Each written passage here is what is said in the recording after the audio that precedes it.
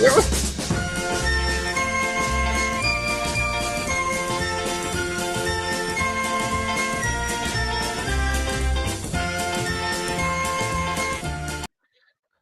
could do a normal introduction, but you know what? Yeah, what was that? We've got 2 wins in a row. We have to break with tradition. We have to be a little edgy, a little bit different. And we're wearing matching outfits, Chad. Someone has to be told to change. But, I've got a new outfit on, so it can't be me. I'm just excited to wear an Everton blue. But you're wearing Dodger blue, which I'm not sure I can be on board with. But all the same, how you doing?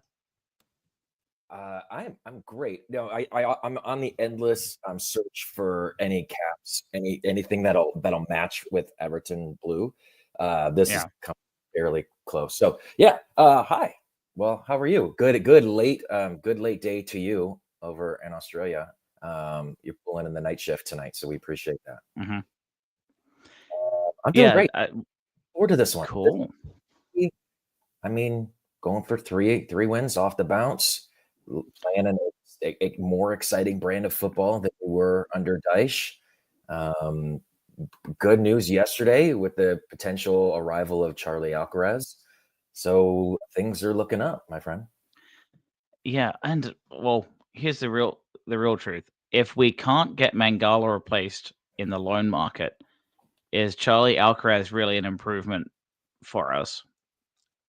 I think a corpse would be an improvement over Decore at this point. Like really, a rotting corpse. Yeah. A rotting corpse just laying at midfield would be an improvement over Decore. At least then maybe they would, the ball would run into that occasionally. Yeah. Well, the problem with Decore, and we've said this for years, I think, at moments he is capable of brilliance, but he accidentally pulls it off a lot more than when he thinks about the game, and Tazul is thinking he's more of a 10. And you know what? To that point, we right now, we all of a sudden we have a lot of changeover in midfield. Alcaraz isn't in officially. It's a bit premature from Everton and all of these league groups to say it's happening. But let's be honest, we know that we're out with an ACL for our guy Mangala, as we're saying. So if Alcaraz comes in, great, but he isn't in the squad today. What we do have, and we'll get your reaction to this. I'll bring up the lineups now. So the Everton starting lineup looks a little bit like this. Okay, I have not seen this. I have not seen this. I'm Yep. going to react to it in a moment. I wasn't expecting changes outside of Garner and Beto. So is that what we have? Garner. So James Garner is in for Oro Mangala. Okay. Jesper Lindstrom has kept his place. As and he should. flick back. Yeah. Harrison is on the bench. Eric Boonham is going to be on the bench as well. I don't imagine you'll see a lot from him unless we're desperate or there's an injury concern to someone else, but we've got him back. And was it Tom Sheriff? I haven't seen a whole lot of him other than he's bench fill. So we really expect that would be Martin Sheriff. He's Martin the striker Sheriff from the under 21s. Seems to be an interesting player. I wonder if he actually gets a shot today. I think we might see his debut. I'm excited to hopefully see that. If we are up, I don't think Beto can go a full 90 anyway. So I would expect that we see Sheriff for a few anyway.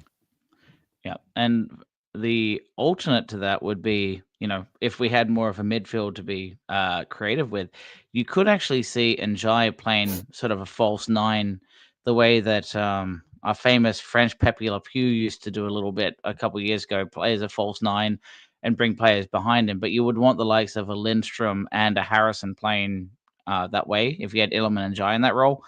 And to your point, I think Sheriff this should be a great time to see him come on, because Harrison Armstrong, another midfield option, we're just desperately low for strikers. We know this. Calvert-Lewin, it was a hamstring, if I understand it correctly. We know that Broja's basically gone for the season. If we can get him out on loan and close that off, great. And we're getting Chimiti on the grass, but that is not on pitch side. So we've got Beto, who's going to be holding up the fort with Sheriff, maybe. But I think really that's hoping for a lot out of the under 21 for today. Hey, how is this possible that we have like 5 strikers under contract or some kind of semblance of a contract, including Neil Mopé, who we don't even have to discuss because he's We absolute have shite. Michael Keane. He could come on, Michael honestly. Keane. I think you know what David Moyes said that in the press conference yesterday. He said, essentially, people have floated that idea out to me, and it may be something I consider. I thought it was interesting that Julia brought that up. Actually, almost like alerting him to the fact that, hey, I want you to know that you could do this if you really want to. Like he had never, didn't know otherwise. But yeah, for Chermiti to be injured, Chermiti is always injured. It seems like this is his third now significant injury at the club. It's a new over a year. Okay, so you're saying that it's the third significant injury. Maybe I have, and honestly, I haven't been keeping close tabs this week. Is it a new injury? It's not related to the foot that he had in preseason, or is it the same? Is it something new now? That's correct. It's a different body part. It's so frustrating because no one knows. I feel like we're in the dark when it comes to injuries.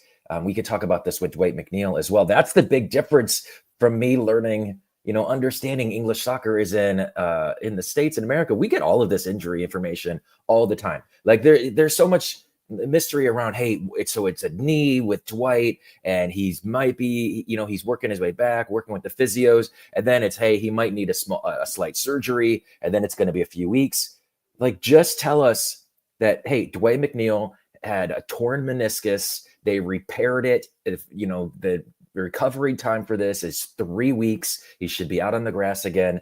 But I feel like they don't ever want to give us enough information to fully understand, where these players are. So for Chermiti to loop back on Chermiti, yes, This is a new injury. The first one was a foot, a really odd injury. This foot.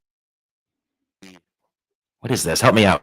Comments. Is this an ankle? This is something different. And then last year So Chad, you may have just muted right there. I'm not sure. Okay. Yeah, and for those in the chat, if you do understand what's going on with Chermiti, feel free to jump in. But it's a wild set of results, by the way. Danny Ellis is updating here. FNL 7-0 Forest. You know what? We Iliman Ndiaye his celebration must have triggered a fundamental breakdown, or it's simply a drastic response after them getting shunned 5-0 at Bournemouth the other week. But that's a wild setup. And yes, if you're into FPL, Chris Wood has been my nemesis. I've thought he's not going to keep this going, and he just keeps doing it. So credit to Chris Wood, but wow, huge result. Not relevant to us here, though. But interesting all the same on this early match, huh, Chad? It's 7? I just looked over. I have some scores up. It's 7 now? What the hell happened there? Yeah. That's wild. Quite nutsy. Well, put it this way. Do you think there's any world we even score 3 goals today? I think 3 is possible in a freak scenario, but that would be the highest I think the Everton squad could possibly score on a good day right now. No, we're not.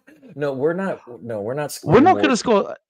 I mean, we're not scoring more than 3 goals for the month of February, probably. But well, we did score 3 against. Wasn't it 3? Just the other week against Forest. It was against Tottenham. Sorry, against Spurs. Yeah. Yeah, we scored 3 against Spurs. I was surprised by that result. We got 4 against Wolves, 2 of those being own goals. No, I think we'll be we'll consider ourselves fortunate if we get 2 today, which I think we will. But I don't. Right. I was saying that.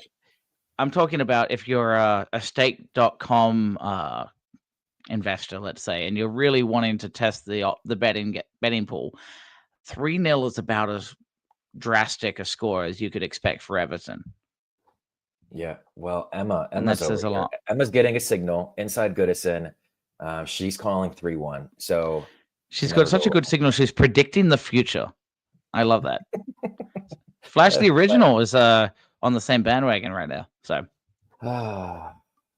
yeah. Well, let's see. If it's 3-1, I will be dancing in my living room.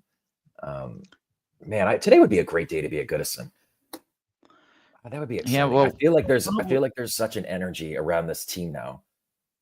Yeah, and I imagine we'll see how it goes, of course. But Everton, as we've said, even when we lost to Villa, Villa were able to press us quite high up and cause the likes of Branthwaite to get a little bit a bit of false sense of security trying to go through the middle, and they scored. But Everton, we've looked good, and we won comfortably against Spurs here, and we won. We held on, but still a comfortable in some respects way against Brighton. And you say, okay, this is going to be the third match in a row we could actually really take on a team. Ruud van Nistelrooy, you think, man, what a terrible response he's had, and then they win a match. Granted, it was against Spurs, but it was also away. Have you gotten to see much of them, or what are your thoughts on how their squad's doing as they bring them up? No, I really wish I've seen more of them, but I haven't. Just time is so precious. But yeah, let's see what we have here. Is that Jordan AU? Yeah, Jordan, are you the one that Mason Holgate loves to give red cards to when he played for Crystal Palace back in the day? So Yeah. he's moved to Leicester. I guess he was surplus to need there. Bobby Decoed over Reed, and then it was Mohamed El Kanous. So it's been an interesting one. And if you're into FPL, I had Facundo Buonanotte, who was out on loan. He's a really interesting pocket rocket, or someone that can really make an impact off the bench. But El A Kanous pocket has rocket? Is become the that? new preference for in Never the heard number of 10 role ever since what's his name? Van Nistelrooy's come in. So El Canus has been getting a lot of spots. And then it's Sumare and Winks holding down the midfield. And then Christensen, who you probably all remember when he played at Leeds, but he's been with Leicester for a little bit now. Wout Fass, Vestergaard, and then Justin. So not a whole lot going on. We, of course, remember kind of Cody. Mavididi is a risk off the bench. Skip, who moved off from Spurs as well. And yeah, what's interesting here, and I guess if you go back to highlight Peter's point again, he's saying they do pose a threat, but defense is abysmal, and we can definitely get at them. The real question, and I actually I wonder how Christensen is actually deemed a Premier League player at this rate. I've never really thought highly of him, but maybe that's just me. But if we set ourselves up and I Yeah, hide let's our see what it looks like. cameras up correctly, so sneaking up. So Everton on the left-hand side, this is how we're likely to face up. So we're going to have SofaScore now decided to add color back to that chart, so that's a little bit nicer, but they've keep changing every week. So Iliman and Jai, we expect him to be on the left. Decore will either drop in as a the third member of the midfield or be kind of box to box and join in Beto. Jesper Lindstrom, who's been given a new vein of life and opportunity under David Moyes. He doesn't call him Jesper, he calls him Jasper. Jasper. And we've got James Garner coming right back in. I'm really excited to see what he does today. Hopefully, his match fitness, he's not overwhelmed in the first few minutes, getting back up to speed. Garner Gay has been in excellent form. And then the back four. What are your thoughts right now, seeing the likes of Jake O'Brien in the squad, Vitaly Mikalenko looking like a new player almost? How are you feeling about Everton's back four at the moment? I feel good about the back four. They look like they can all do a more than a job. They look like they can help add on to a win. And just looking at this, I knew what the lineup was going to be, but seeing Beto just in the middle of like that behind them, on Gay and Garner, and yes, Gay has gotten his flowers this weekend, but let's be clear, he is a great ball winning midfielder, but he is not an offensive threat.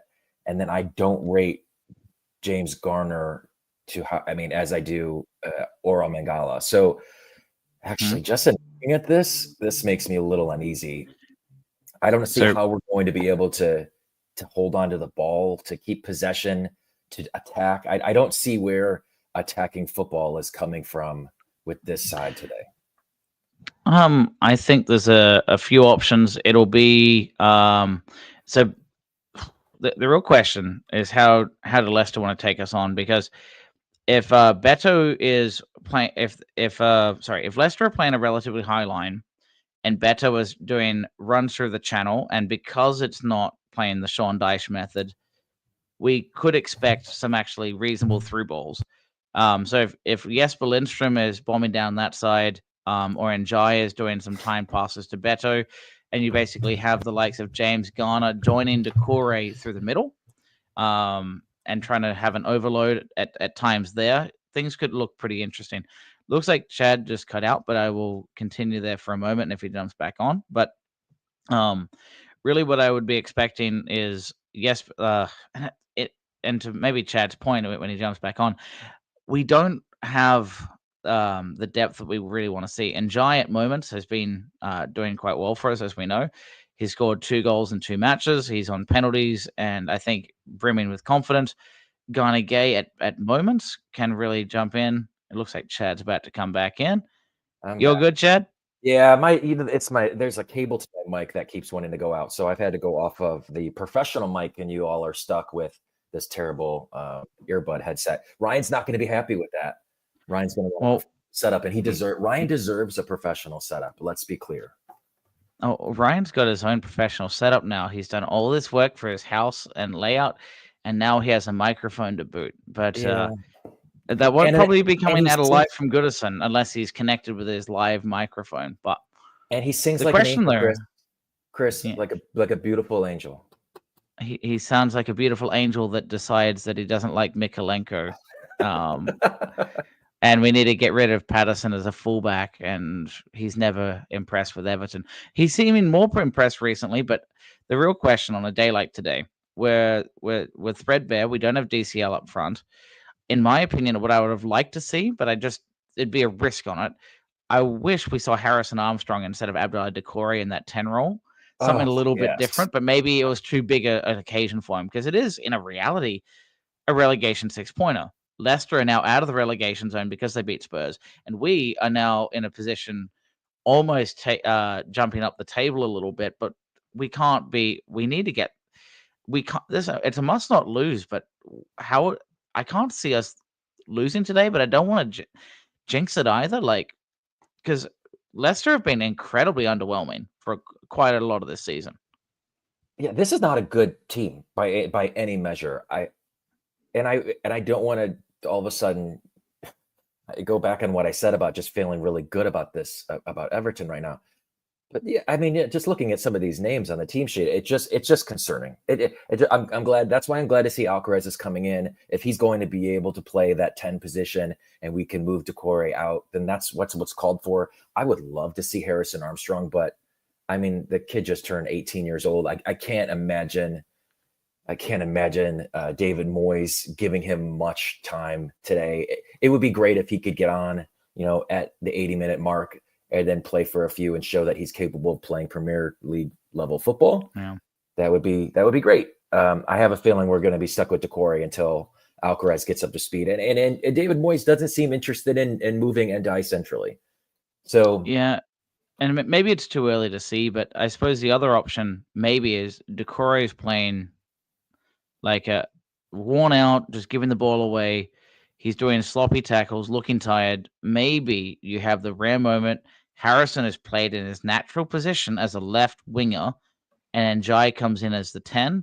And if that doesn't work out, maybe Jesper comes off and you bring on the likes of Harrison Armstrong as a right winger for a bit. Or what you often are used to seeing now is in the second half, especially when they're holding on to leads, Everton go to a back 5. Jake O'Brien tucks in.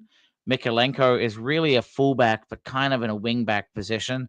All of a sudden, you'll see Jesper probably getting subbed off for Patterson. So you have 5 at the back, and then you have 4. No, wait, did my counting here? 5 attacking players to pick from. Maybe Beto stays on, and Njai stays on, Gay stays on, James Garner stays on, and you go, okay, you've got one other player to kind of dabble on up front with a solid back 5. Mm-hmm. Maybe that's when you get to see the likes of Eric Boonham come on or Harrison Armstrong. I think that's the future of Everton. To be honest, they won't be able to set the team up like this season. It's probably going to have to be more next season when we move into Bramall Moore. But I think the future of this team is a back 5. I think Dwayne McNeil moves to a wing back position with Mikalenko, and they form some kind of rotating pair. And then on the right side, I think that's Patterson. And then they'll probably grab someone else who can suit that role, is capable of getting forward, getting crosses in, defending wingers. So probably like a Tom Fellows from the Championship. And then would love to see him. Yeah, love to see it. And then I think what we need at that point is very aggressive central midfield play that's going to push the pace and ask questions of that defense. So it won't be Beto, it won't be Dominic Calvert-Lewin. It may very well be Broja if we decide to buy him after his loan spell is up. Maybe can we really afford another injury-prone player? Because I like Broja when he plays, but if that's 4 matches a season, you don't want to pay that. Yeah, I mean, the question is can we afford a player that's not injury-prone? Maybe that's the better question, because those players that produce and are not injury-prone, like Ollie Watkins, are incredibly expensive. Victor Gyökeres. I mean, Victor Gyökeres might go to Arsenal in this window for £80 million. We don't know yet. And I don't disagree, Chad, but if you're paying for someone that can score goals but only plays 4 matches, unless you're Erling Haaland last year, you're only scoring like 3 or 4 goals a season, which is basically Dwight McNeil or someone for us. Is that really worth taking up a lot of squad and salary cap? So on the bottom, if anyone is keeping tabs, I've added the refereeing setup for today. So Stuart Atwell is the VAR, and we have the main match official is Darren Bond. So nothing really egregious or sticking out to me, but everyone's going to have memories of various officials. The one that definitely stands out to me is Andrew Go Back to the Kitchen as the 4th official. But it's unfortunately for him, Darren Bond. That's nice, Prince Rupert. That's good. Yeah, I can't picture this person. I just Googled Darren Bond. I can't even picture what their face is. Okay, I see it now. Yeah, he looks vaguely familiar. Yeah, there's a few that look similar. So we've got about 15 minutes before kickoff.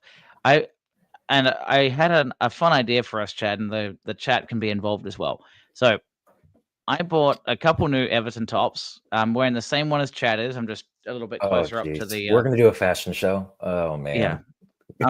I'm not sexy enough for this shirt. But anyway, so what we're going to see next is I have clearly for the first time actually since 2013, I actually got a player's name on my back. Have you bought any new players for your? No, this is Endai. This is Illy with the scaly. Okay. No, who did you get? I got the same player myself, actually. I was going to make a whole thing of it, but you got the same player and kind of gave away the game. I was going to say, if it wasn't Iliman Ndiaye, because I think everyone's just looking for that spark right now, is there anyone else you would get? Jared Branthwaite's just a little bit awkward on the back of your shirt, isn't it? It's just too many letters. Yeah, that's a fair question. I don't know who's everybody getting on their shirts now. I think O'Brien would actually be a pretty decent shirt, a name to have on the back of the shirt. Someone that's probably going to be with the club for a while. I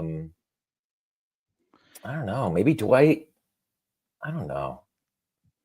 Yeah, and that's I think part of what I haven't bought a player for a while. It's like, okay, I could have gotten Richie. He would have been a good one, I think. Eric Boonham. I give it about 2 years if he's really kicking off. I could see myself getting him, but outside of that, okay, well, I'll ask you this: who are the players you actually have the names on your shirts? So you've got Iliman Ndiaye. Who else do you have? Yeah, I have a DCL one. I don't traditionally go with names on the back of the shirt because I don't want it to.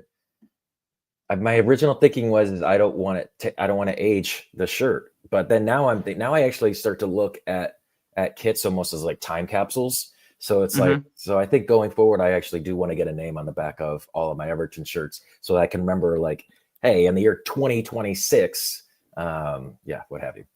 Anyway, yeah. I stopped getting names. Here we go. Goodison Blues. I stopped getting names on shirts as soon as I did. The player would leave. That was my fear. That was my thought about Onana, by the way. thought about Onana. Onana would, yeah. I actually bought my son an Onana shirt. We still have it around. All right, Chris, we got not too much time until kickoff. What's your prediction on this one? I think 2-1 Everton. It won't. I mean, a lot of things can happen, but I trust Moyes, and I don't think Leicester are up to the task. Vardy could make us uncomfortable. I think Mohamed El Khanous could be a bit risky for us. And then Buonanotte could come in, but he's been out of form for about the last 10 weeks at least, ever since Van Nistelrooy has come in. But I feel like we should be able to exploit them, but our team isn't exactly firing all cylinders up front with the current layout we have of players.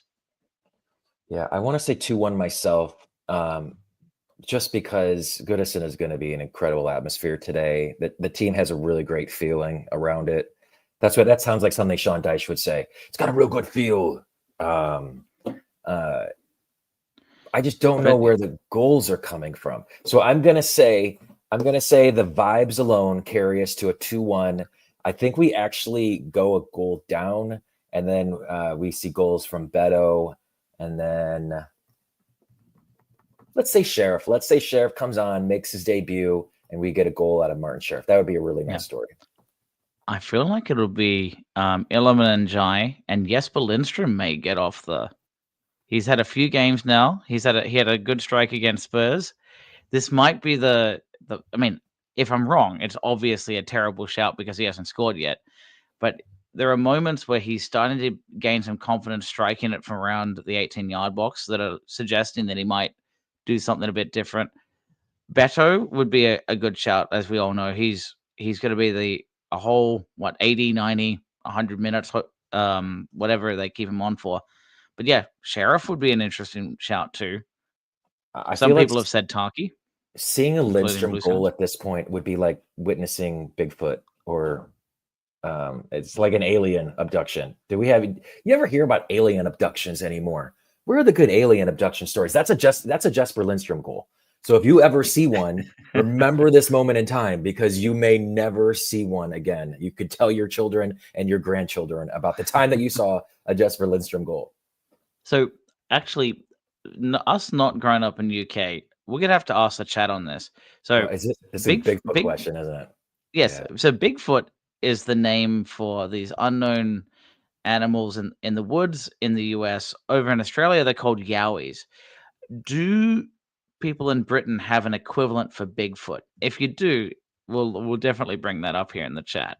Yeah, Sasquatch. You may have heard the term Sasquatch.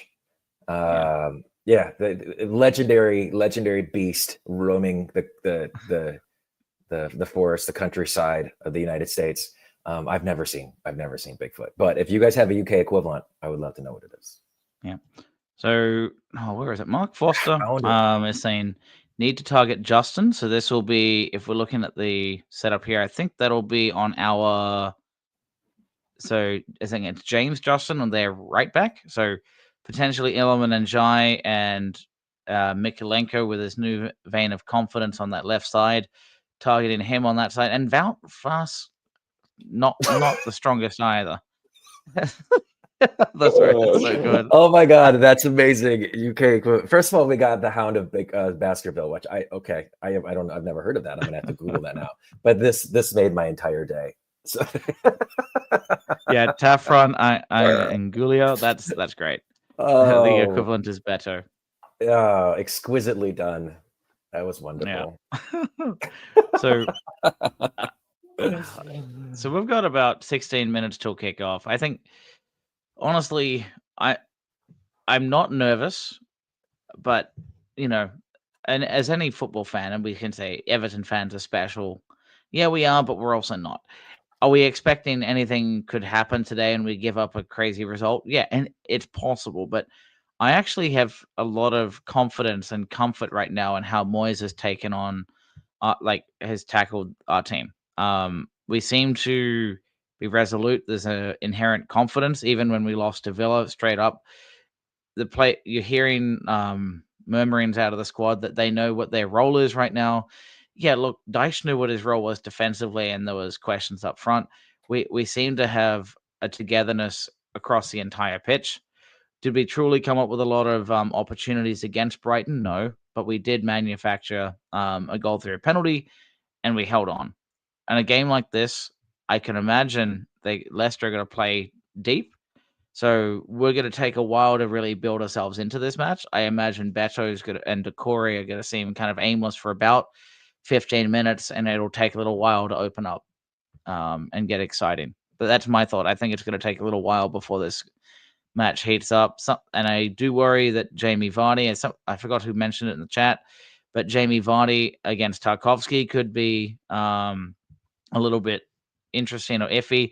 Hopefully Vardy doesn't induce a red card out of Tarky.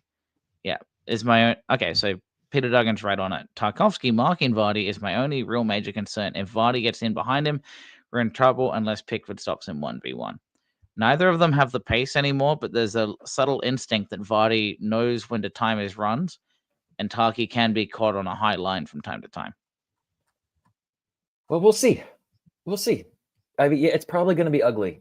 It's probably going to be awful football, but I'm excited to watch it. It'll be great. Yeah. You know what? Everton are coming off of 2 wins.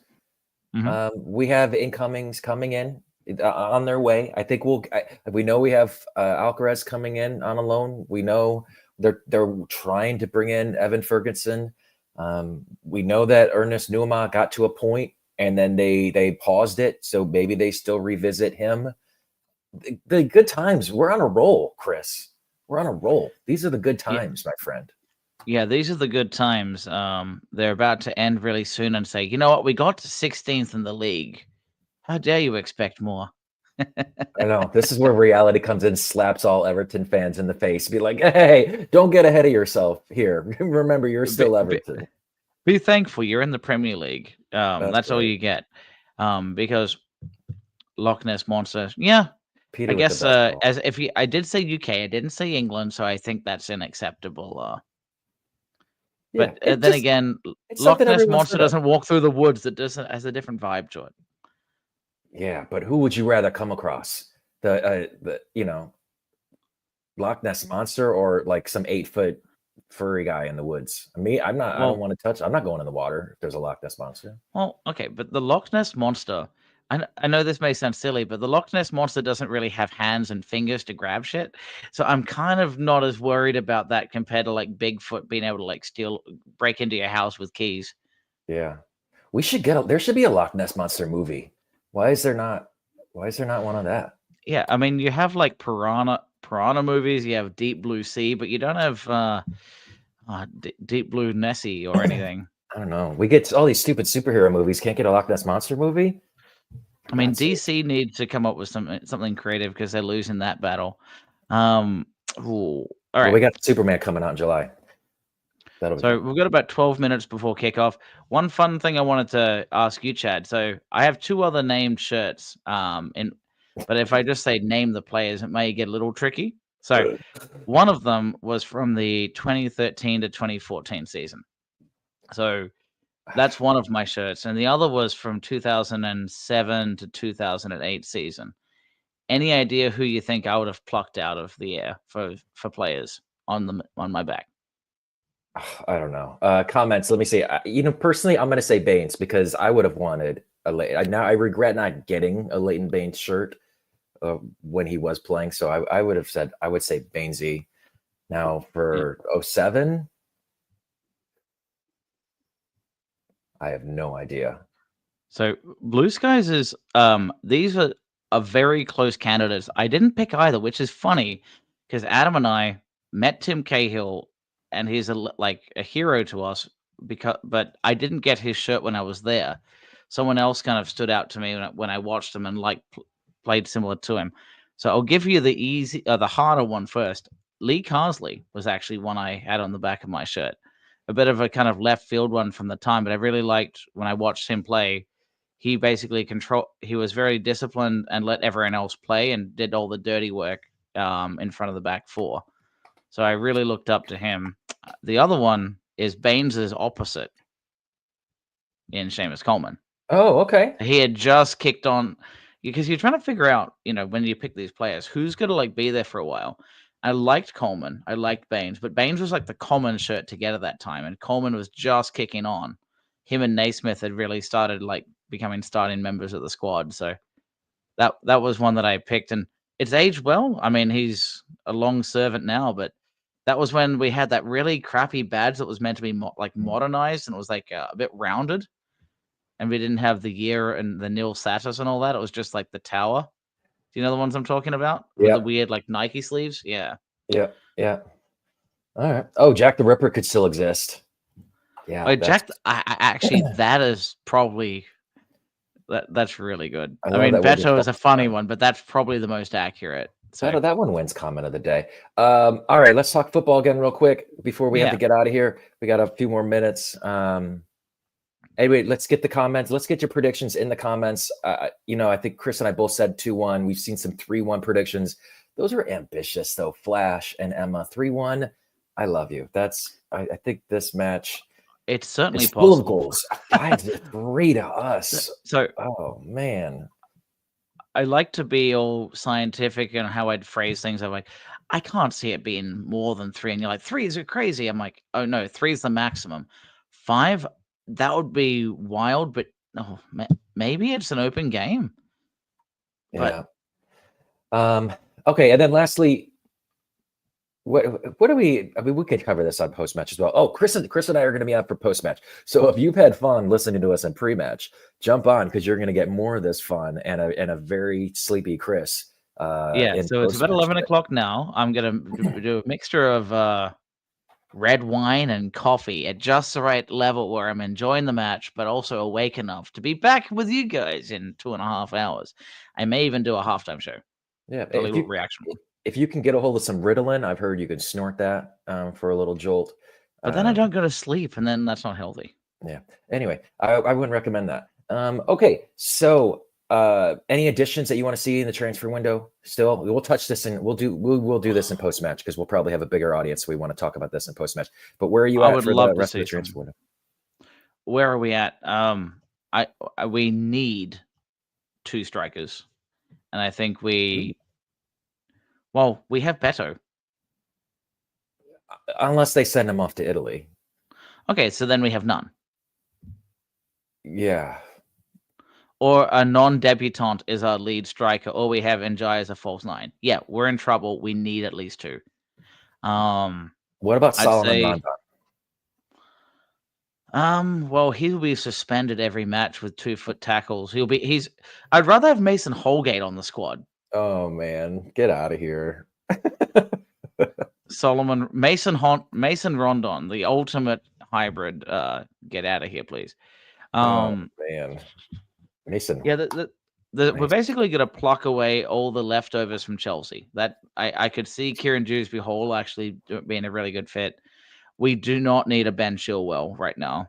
Chukwuemeka has been brought up, but we only, especially now, and I'm kind of relieved, and this is probably my final point here, with Oro Mangala on that ACL, we knew we needed some help, and very timely that James Garner is back. I have no idea how he's going to play. His best is fantastic, but he can also get lost in games. I really don't want to see him just get dominated in the midfield, and then we're really scared that we lack midfield depth, but that could easily happen today. And Eric Bunham, really excited to see him come back. I like Eric Bunham. I like him a lot, actually. I hope he's not going to – Moyes is not going to play him today. He's an absolutely, only break open in a case of emergency. But I really like him. I wouldn't want to see him get blocked by, bringing in 3 different center midfield additions and over the summer. I really hope they make a move for a right mid. Yeah. Jesper Lindstrom has been inconsistent would be a compliment to what we've gotten from Lindstrom this season. We should just bring Nathan Patterson as right midfield and just move on. I don't know. Ashley Young as right midfield and move on. But right now, that's what we need. Ashley Young is not the fault of the team. He's not going to break down doors, but he's okay. That's why Ernest Nuama was so intriguing to me. Someone who could carry the ball, not a great crosser of the ball, but just someone who could be really progressive and attack minded. Just to see Ndai have a mirror of that on the right side just seemed really, really interesting to me. So I hope that's the direction that we go. Jesper has elements of it, and I think what he just needs is a coach to tell him to calm down and do the little things and slow down the game. He's got the pace. I'm curious to see if that develops. My prediction is that he scores today. Probably won't age well, but we're content creators coming up with creative ideas, so we'll see how that goes, huh? Indeed. All right. Well, we're going to get out of here. In the post-match, you'll listen to me and Chris talking about how we're going to get new Martin Sheriff shirts. So you can look forward to that. And we'll probably hear Ryan coming in from live from Goodison. No. We will absolutely probably get drop-ins from Ryan and Corey and Mabsy and maybe all the guys. And maybe Ian. So, all them. That'll be a good show. Join us in post-match. And hey, thank you all for joining us for pre-match. Take care, guys.